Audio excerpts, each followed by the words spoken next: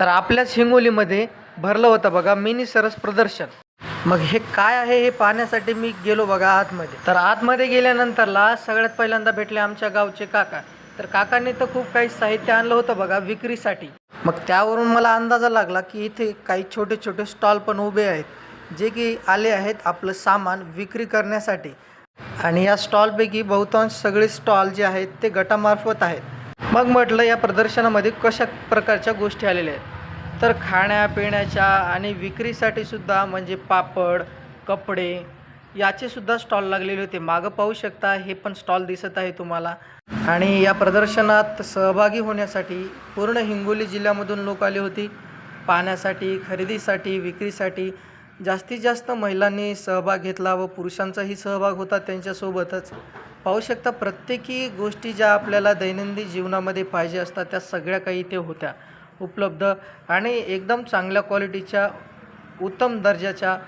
पाहू शकता मागे गटाचे नाव वगैरे लिहिलेले आहेत, पॉपकॉर्न आहेत, मग त्यामध्ये आपला आचार आहे।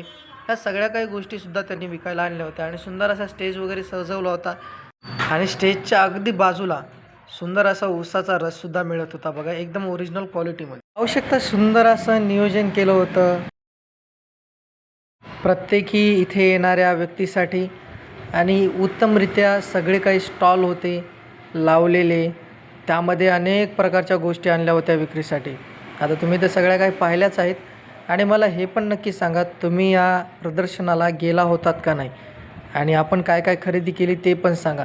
इथे पाहू शकता कपड्यांचे सुद्धा स्टॉल लावलेले होते आणि लेडीज खूप आल्या होते इथे।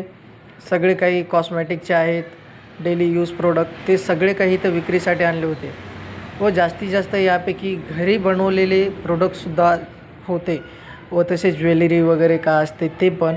खाण्याच्या पिण्याच्या गोष्टी होत्या आणि त्या आपण मस्त पाहिल्या। सोबतच एक दुकान पण इथे होतं, इथून पण काही थोडी खरेदी केली। आणि बाकीच्या ह्या डाळी पाहू शकता सुंदर अशी, ह्या पण या ताईंनी आपल्या घरीच बनवलेल्या आहेत।